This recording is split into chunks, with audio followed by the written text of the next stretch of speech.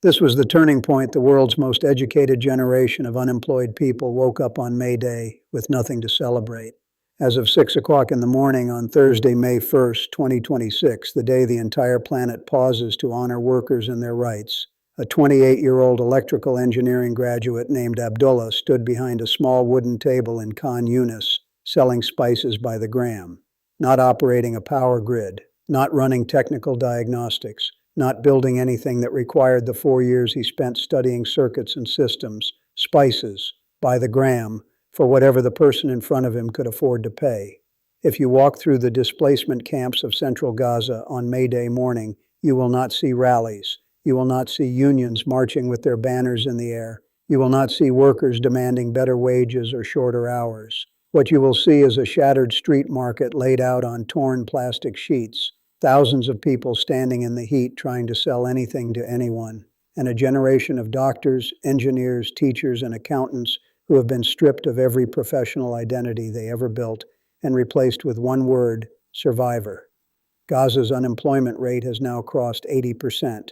That number was confirmed this week by both the United Nations Conference on Trade and Development and the International Labor Organization, making it one of the highest unemployment rates ever recorded for any territory in modern history. The economy has contracted by 87% since 2022. GDP per capita has collapsed back to levels not seen since 2003. More than 95% of the population lives in severe food insecurity. And cooking oil, a basic kitchen staple, has risen in price by 1,200%. In this deep dive, we are going to show you what 80% unemployment actually looks like on the ground in Gaza today. We are going to follow the money, or the absence of it, and show you exactly how, too. 3 million people are surviving without a functioning economy, without banks, without salaries, and without any of the systems that the rest of the world takes for granted. We are going to reveal what is happening inside the Palestinian Authority right now and why the people who still have government jobs are only receiving half their pay.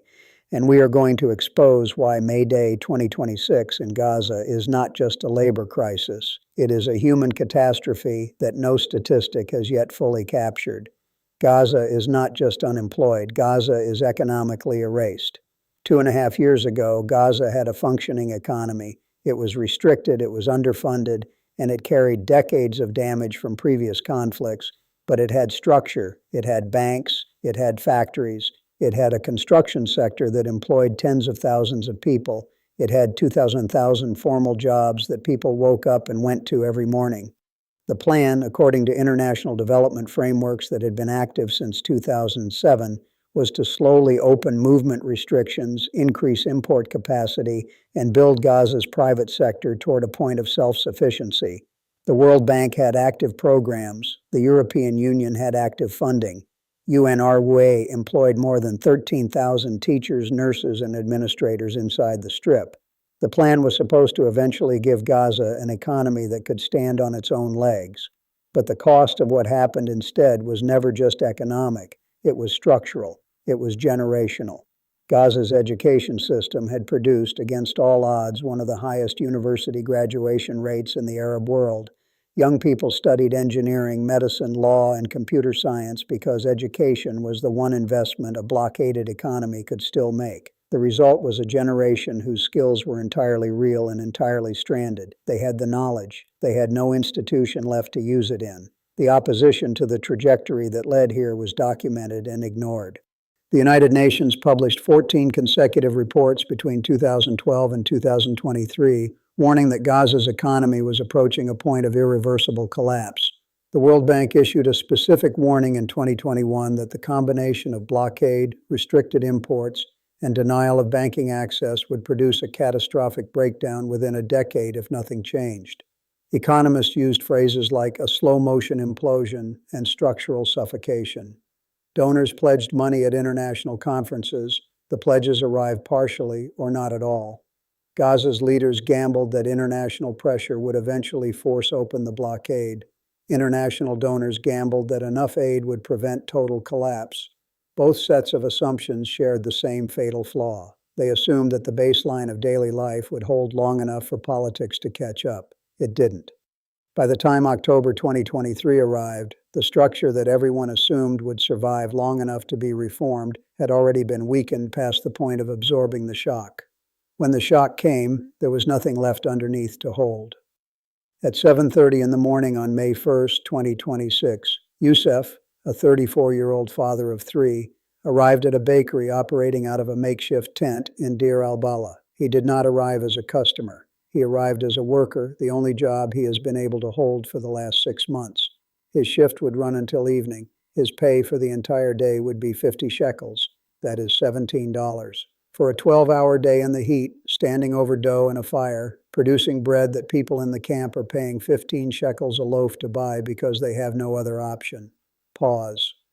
The same morning, 3 kilometers away, a 22-year-old woman sat outside her tent knitting. Her name is Mohammed al-Jarjawi. She is a widow. She has 5 children who depend entirely on what she can produce with her hands. There is no formal job for her. There is no government benefit that reliably arrives.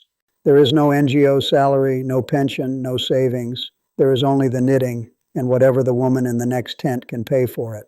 While Yousef was baking bread for $17 a day and Mohammed was knitting to keep 5 children alive, something else was also happening.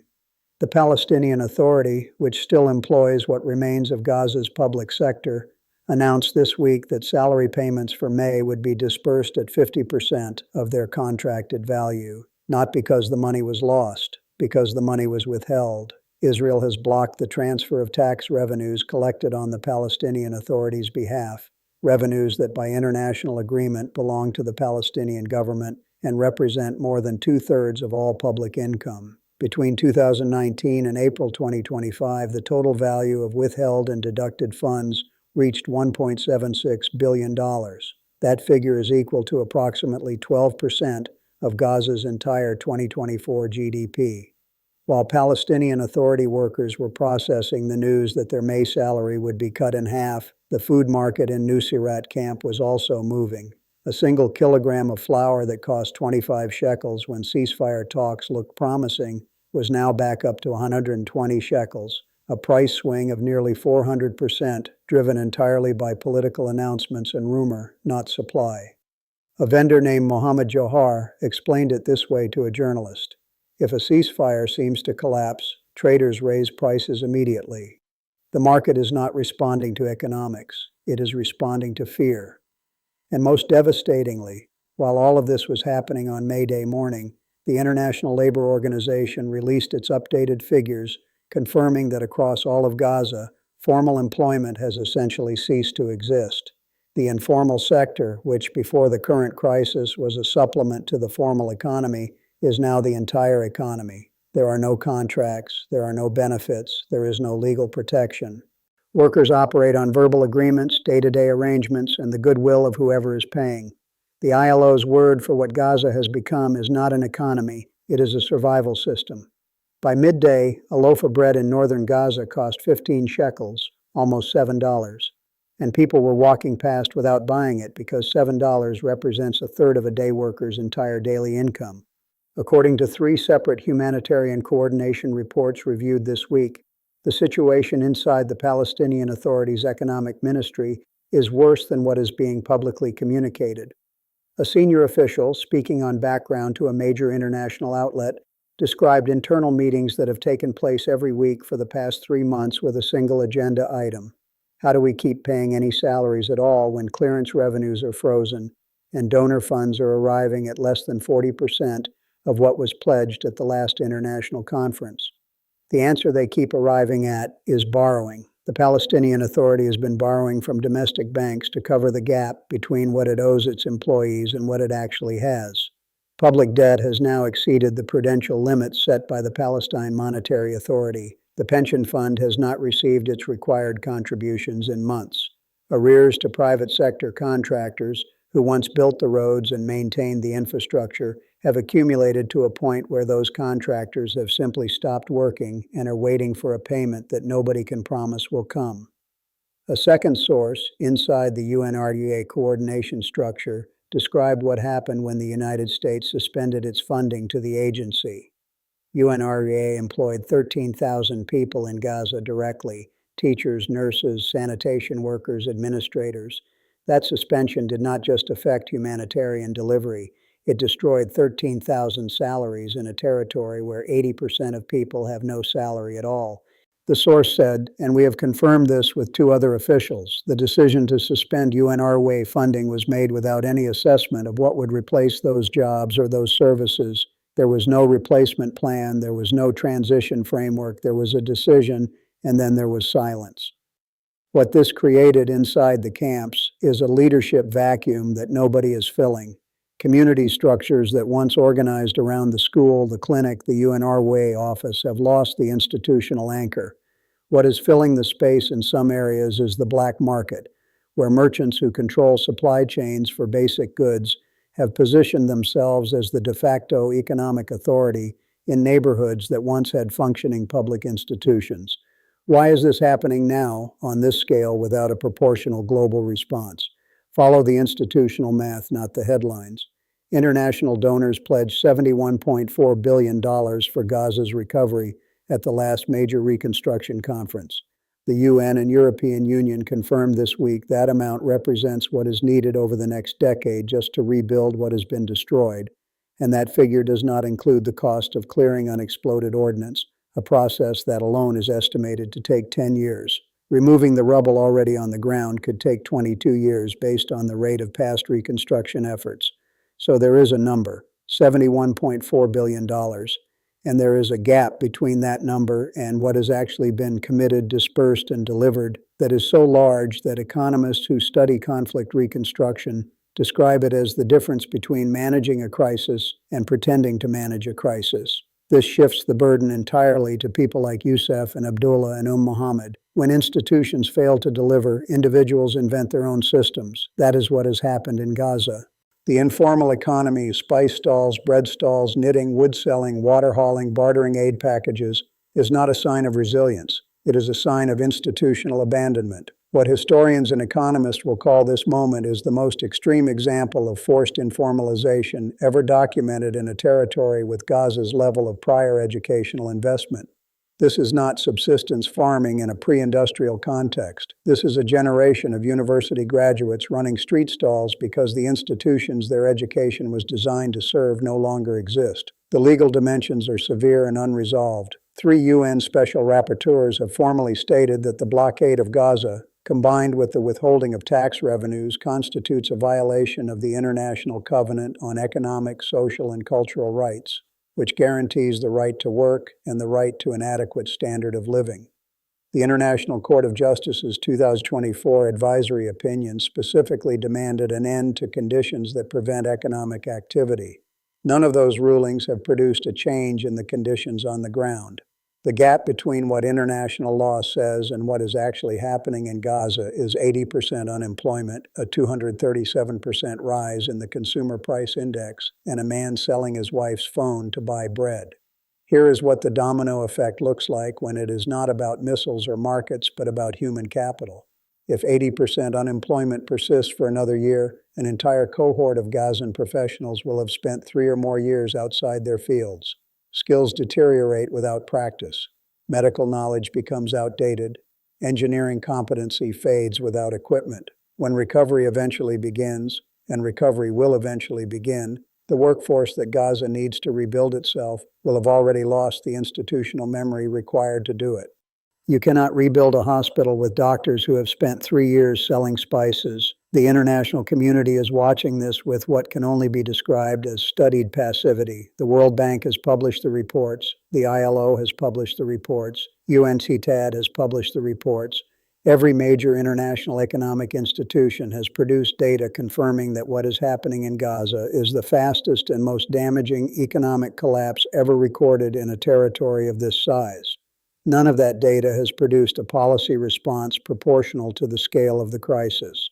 China and the Gulf states, which have historically positioned themselves as alternative development partners for Palestinian economic recovery, have made pledges but no structural commitments. The Abraham Accord countries, those that normalized relations with Israel in 2020, have largely gone quiet on Gaza's economic situation, calculating that drawing attention to the collapse risks reopening political conversations they would prefer to keep closed. Where is the response from the global labor movement, whose annual day of solidarity is May Day? Silence for the most part. A handful of union federations issued statements. The International Trade Union Confederation published a bulletin. But there was no coordinated campaign, no targeted financial mechanism for Gazan workers, no global labor action designed to put economic pressure on the conditions producing 80% unemployment. The people who built the institution of May Day built it for moments exactly like this one. The institution has not shown up for the moment. Reports from inside the displacement camps describe a population that is not breaking, but is bending in ways that will take decades to straighten. Community elders describe young men and women who have given up looking for formal work entirely, not because they are lazy, but because the search itself has become psychologically devastating.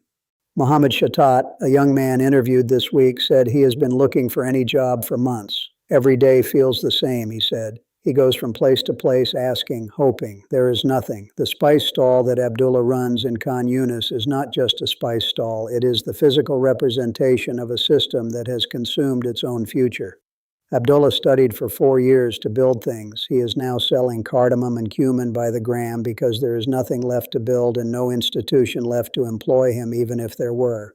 That stall is not an entrepreneurial success story. It is a monument to everything that has been destroyed and not rebuilt. You can produce reports, you can convene conferences, you can pledge billions at events with name placards and simultaneous translation.